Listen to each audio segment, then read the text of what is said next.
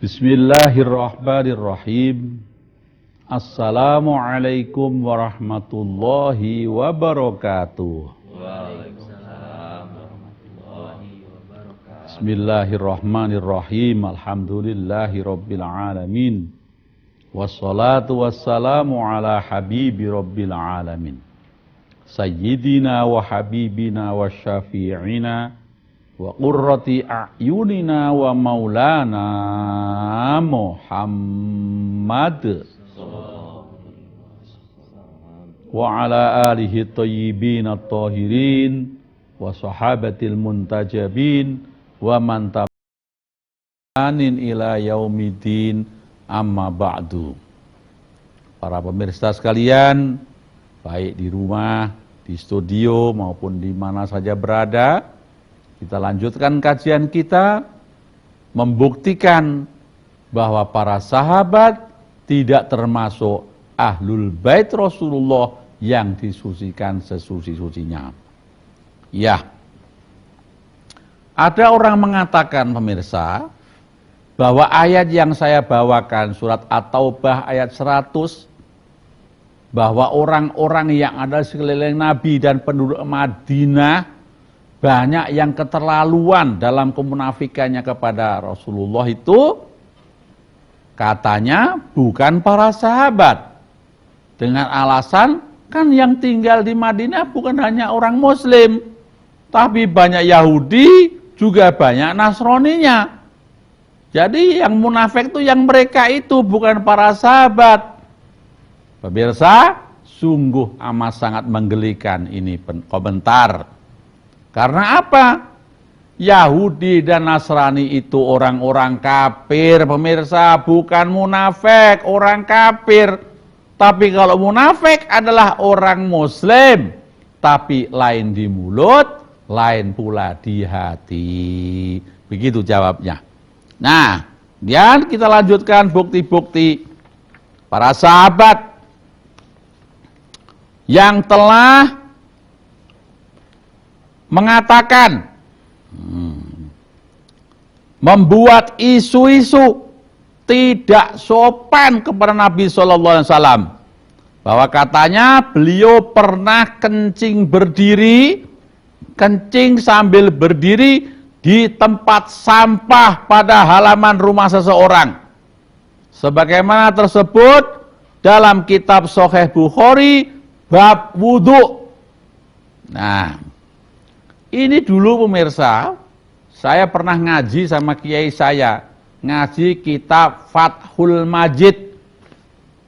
Di situ diterangkan bahwa Nabi kencing berdiri. Saya bertanya, maaf Pak Yai, masa Nabi kencing berdiri? Bukankah suri toladan Nabi ini? Kata Pak Yai, iya, Nabi kencing berdiri adalah li ajlit tasyrik, katanya, untuk tujuan syariat.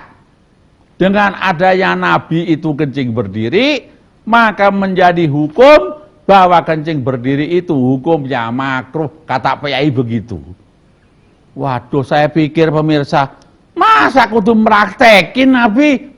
Apa enggak cukup dengan bicara bahwa janganlah kencing berdiri?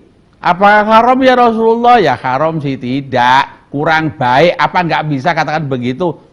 Kenapa kudu meraktekin begitu? Nah, rupanya Pak Kiai itu kitab Fathul Majid dasarnya adalah kitab Sahih Bukhari ini. Nah, begitulah para sahabat. Kemudian ada lagi para pemirsa, Nabi SAW menyuruh sahabatnya untuk mencarikan 3 buah batu guna membersihkan najis.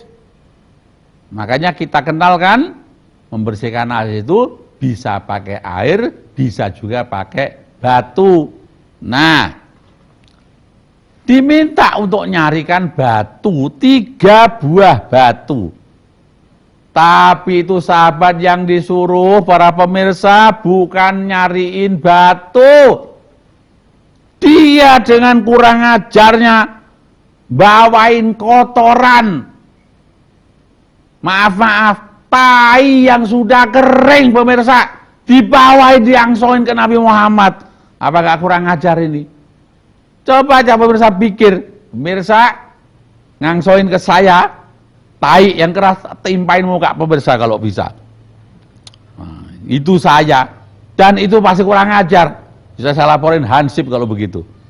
Nah, tapi apa yang dilakukan para sahabat nih? Seperti itu. Hal ini tersebut dalam kitab Sahih Bukhari, bab istinja bil hajaroh. Nah, kemudian para pemirsa, para sahabat mengangkat suaranya dan saling mencaci, ribut di hadapan beliau sallallahu alaihi wasallam. Hingga Allah Subhanahu wa taala menurunkan surat Al-Hujurat ayat 2. Hal ini disebutkan dalam kitab Sahih Muslim bab jihad atau kitab tafsir Ibnu Katsir tentang tafsiran ayat 2 surat Al-Hujurat tersebut.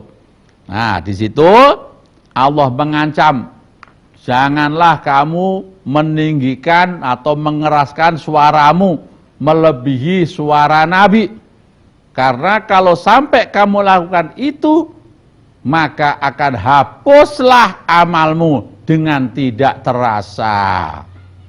Nah, para pemirsa, ketika saya pernah menyampaikan kajian tentang bukti sahabat yang menolak wasiat Rasulullah,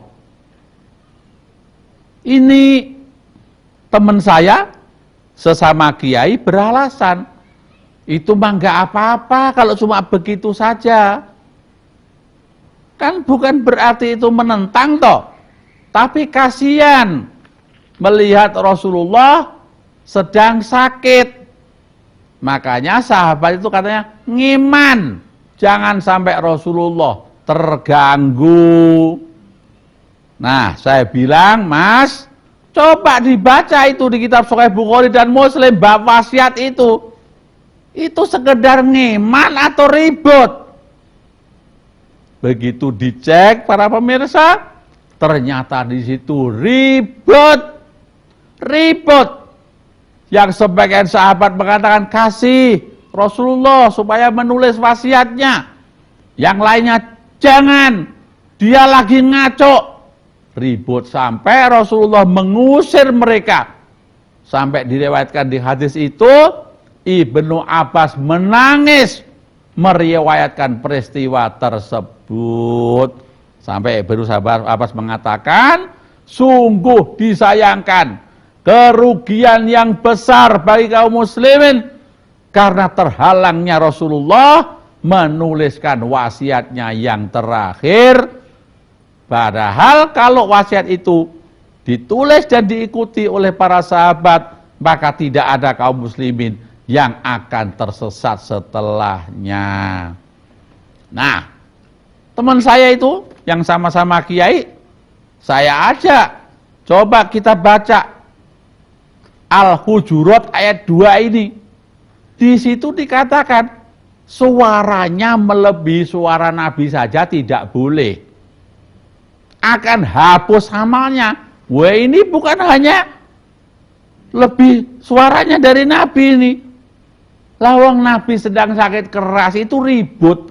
Itu menurut akhlak saja sudah gak bagus itu. Silaturahmi, menurut hukum budi pekerti saja sudah gak pantas itu di hadapan Nabi ribut. Coba di hadapan kiai yang sedang sakaratul maut aja lo ribut. Kalau gak dikemplang tuh sama keluarganya.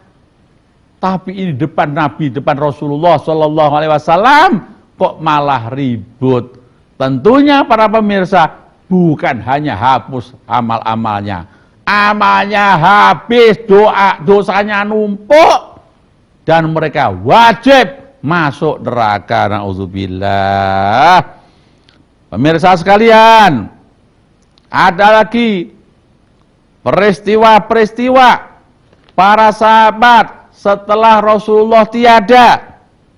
Mereka saling menghalalkan darah, artinya perang di antara mereka sendiri. beberapa kali peperangan setelah Nabi tidak ada. Seperti perang Jamal yang kemarin kita bahas, dipimpin oleh istri Nabi namanya Siti Aisyah. Kemudian perang Siffin antara sahabat-sahabat yang dipimpin oleh Imam Ali bin Abi Thalib dengan sahabat Muawiyah.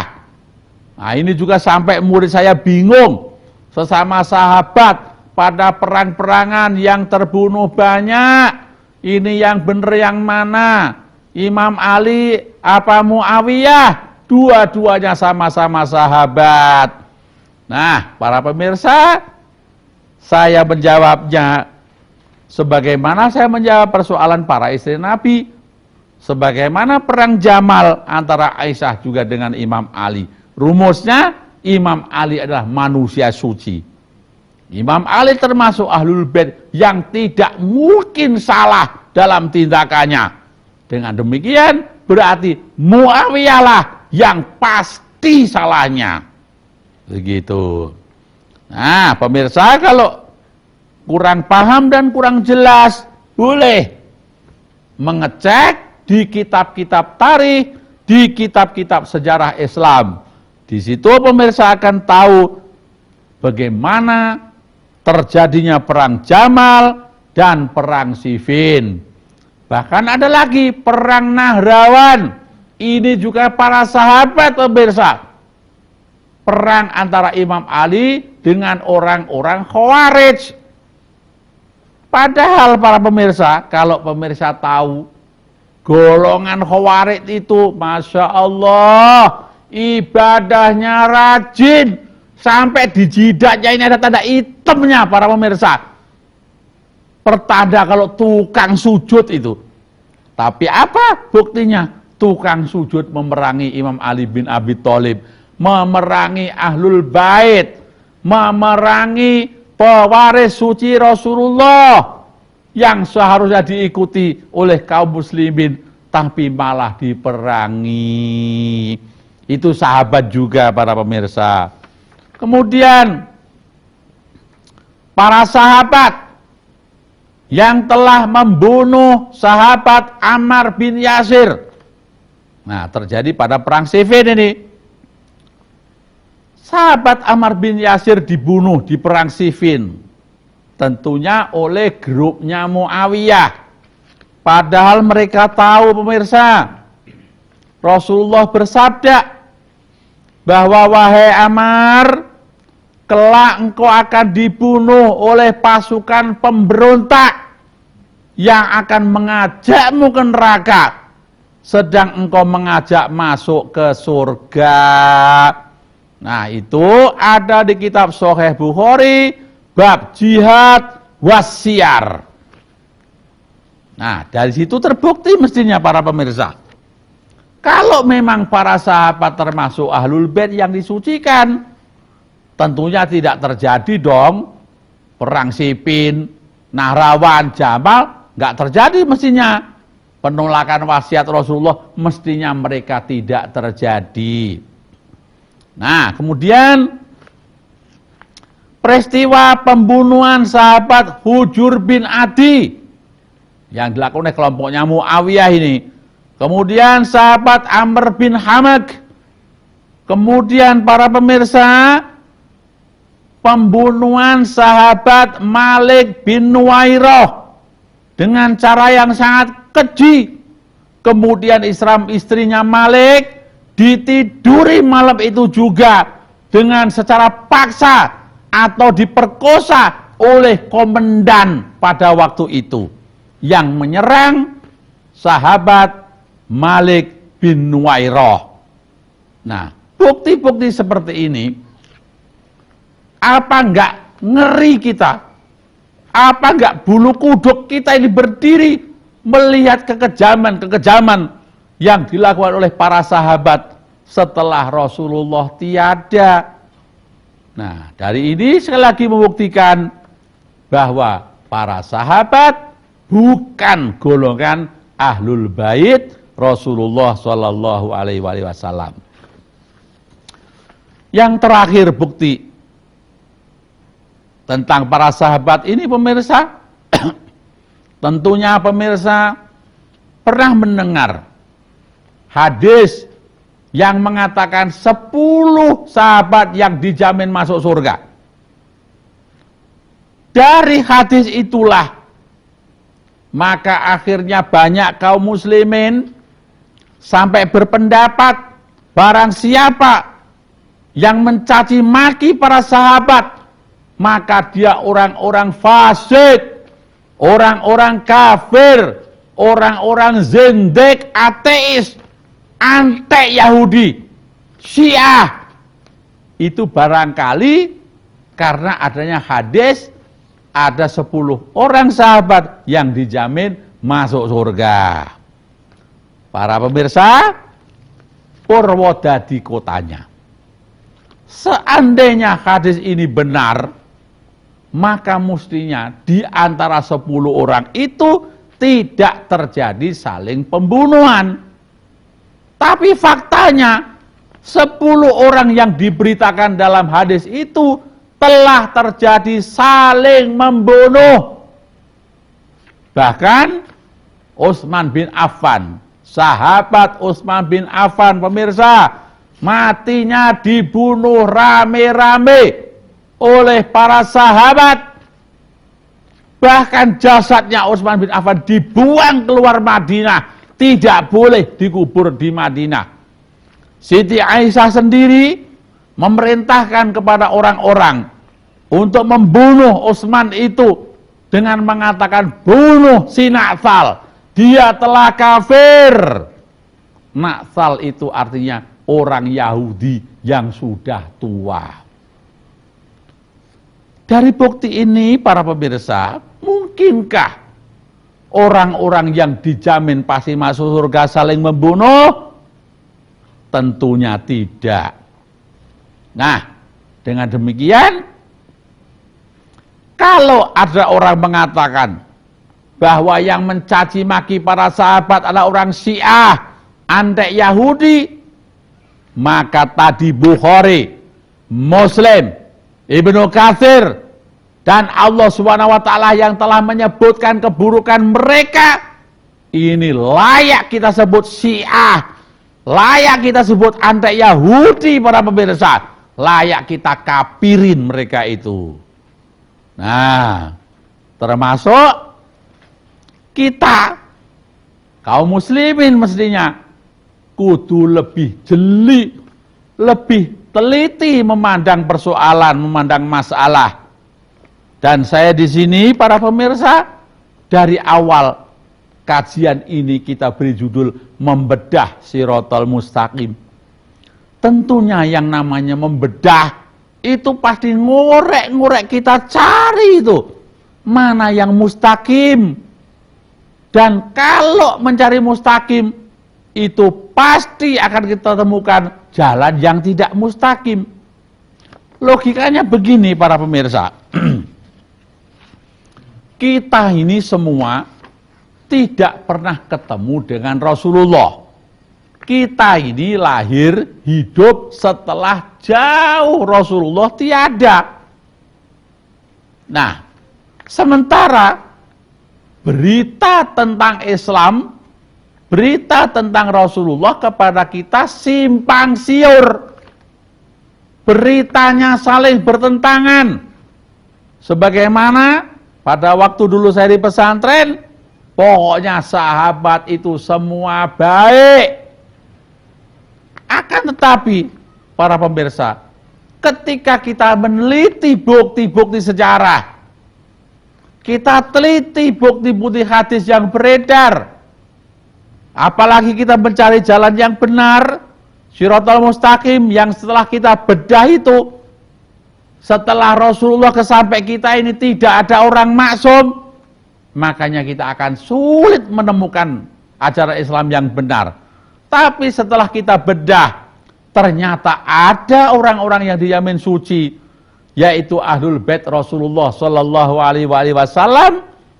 Maka berarti selain itu pasti orang-orangnya tidak dijamin benar, tidak dijamin suci.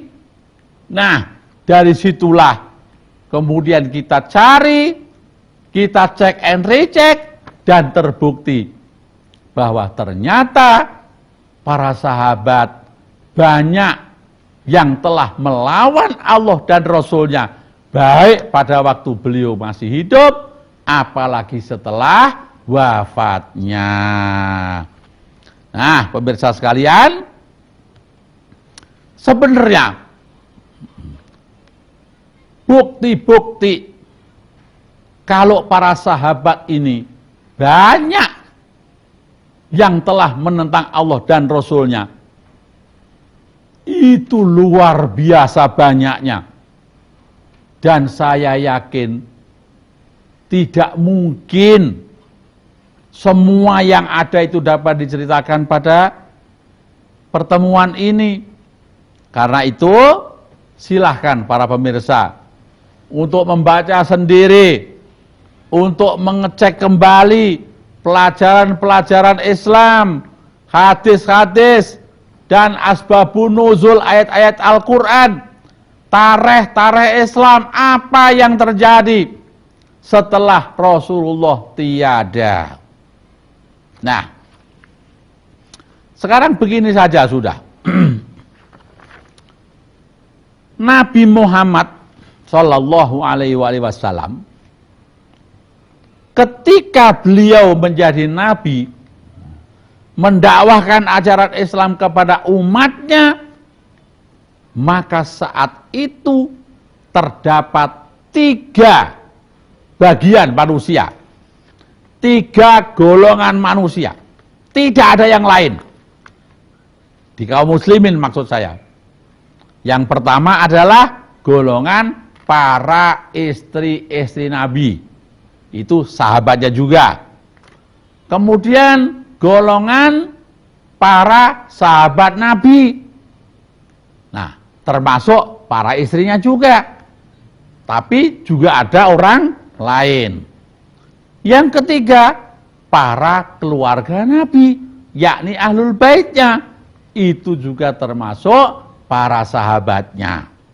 Nah, dari 3 golongan ini pemirsa, secara akal, logika yang paling mudah, siapa kira-kira dari 3 golongan ini yang lebih banyak tahu tentang Rasulullah, yang lebih banyak tahu tentang perkataannya, tentang ajarannya, istrinya, keluarganya, atau para sahabatnya? Para pemirsa, kalau kita melihat istrinya, tentunya Sayyidah Khadijah memiliki 13 tahun, bahkan sebelum menjadi nabi, Sayyidah Khadijah telah menjadi istrinya. 15 tahun sebelum Nabi, Sayyidah Khadijah telah menjadi istri beliau. Dengan demikian mestinya Sayyidah Khadijah memiliki pengetahuan tentang Rasulullah 15 tahun paling tidak. Sekalipun sebelumnya 15 tahun, Sayyidah Khadijah juga sudah mengenal Rasulullah itu. Sebelum menjadi istrinya sudah mengenal, bukan? Tapi kita hitung dari semenjak jadi istrinya saja, itu 15 tahun sampai menjadi nabi, kemudian mengikuti perjalanan Rasulullah sampai susah payah, tahun kemiskinan, diboikot sama kafir Quraisy, disiip Ali bin Abi Thalib. Itu Sayyidah Khadijah loro lopo, penuh penderitaan, ikut mendampingi Rasulullah. Tentunya beliau juga memiliki pengetahuan tentang hal itu. Tapi pernahkah kita mendengar hadis-hadis Sayyidah Khadijah, para pemirsa? Mana ini Sayyidah Khadijah? Riwayatnya mana tentang Rasulullah? Kenapa tidak ada? Kenapa malah yang banyak istri-istri baru? Dan istri baru tersebut kebanyakan adalah Aisyah hadisnya. Sementara Aisyah kita tahu dinikah sama Rasulullah sudah di Madinah dan masih muda. Masih banyak pula istri-istri yang lain. Tapi kenapa kok yang banyak malah Aisyah? Sementara Aisyah telah kita bahas kemarin. Istri yang bagaimana dia itu? Tapi kenapa kok banyak? Nah, di sini para pemirsa, saya yakin ini pasti ulah para sahabat yang munafik, yang mungkin saja Aisyah tidak mengatakan demikian, tapi telah dibuat fitnah oleh para sahabat tersebut. Entah tendensinya apa, saya tidak tahu, mungkin. Atau mungkin juga Aisyah berkata, memang wataknya juga seperti itu. Nah, keluarga yang lain, Imam Ali bin Abi Thalib dari mulai kecil bersama Rasulullah. Setelah Imam Ali dilahirkan oleh ibunya, diasuh oleh Rasulullah. Pesan Sayyid Abu Thalib gantian. Setelah pada waktu kecilnya Rasulullah diasuh oleh Sayyid Abu Thalib, maka kemudian Rasulullah ganti mengasuh putra Sayyid Abu Thalib, yaitu Imam Ali bin Abi Thalib, selalu bersama Rasulullah, bahkan kemudian menjadi menantunya, dan kemudian menjadi pengganti penerima wasiatnya. Yang tentunya para pemirsa, Imam Ali bin Abi Thalib juga lebih banyak tahu tentang keadaan pribadi Rasulullah Shallallahu Alaihi Wasallam ini. Nah, kemudian Sayyidah Fatimah, Imam Hasan dan Imam Husain, ini adalah ahlul bait Rasul, tentunya juga lebih banyak tahu ini tentang Rasul, kehidupannya, bagaimana sholatnya, bagaimana ibadahnya, bagaimana ajaran sesungguhnya, tentunya lebih tahu. Tapi sayang seribu sayang, kita kaum muslimin banyak tidak mendapatkan ajaran Islam melalui orang-orang suci ini. Kenapa malah dari golongan sahabat-sahabat lain yang kita tahu para pemirsa, masuk Islamnya saja tidak bareng dan punya latar belakang masing-masing. Dan semua para sahabat, mereka itu pernah mengalami kemusyrikan, pernah kotor jiwanya, penyembah berhala. Tapi kalau Imam Ali bin Abi Thalib dari mulai lahir tidak pernah dikotori wajahnya untuk sujud kepada berhala. Sampai-sampai kalau kita menyebut para sahabat, untuk Imam Ali bukan radhiyallahu an, tapi kita kenal dengan sebutan karramallahu wajhah. Artinya Allah memuliakan wajahnya beliau, dimuliakan dari mulai lahir sampai meninggal, tidak pernah bersujud kepada berhala. Bahkan lahirnya pun di dalam Ka'bah, pemirsa. Nah, belum pernah ada bukan manusia sak dunia ini yang lahir dalam Ka'bah, belum pernah ada kecuali Imam Ali bin Abi Thalib alaihi salam. Nah, jadi para sahabat, para pemirsa, melihat keadaan, melihat bukti-bukti sejarah bahwa kehidupan para sahabat seperti ini, maka menjadi kepastian bagi kita bahwa tidak pas, jauh panggang dari api, kalau makna ahlul bait itu diartikan para sahabat Nabi, apalagi termasuk kita semua. Nah, kalau begitu, bagaimana pandangan kita terhadap para sahabat? Ya, para pemirsa, sahabat ada yang baik, ada yang tidak baik. Ada yang soleh, ada yang tidak soleh. ada yang taat semenjak hidupnya sampai wafatnya Rasulullah, sampai wafat mereka itu, tapi ada juga ketika Rasulullah wafat menentangnya, apalagi setelah Rasul tiada. Demikianlah para pemirsa, mudah-mudahan bermanfaat kajian kita. Insya Allah kita akan ketemu pada episode yang akan datang dalam pembahasan yang lain. Sekian dan demikian. Wabillahi taufik wal hidayah. Wassalamualaikum warahmatullahi wabarakatuh.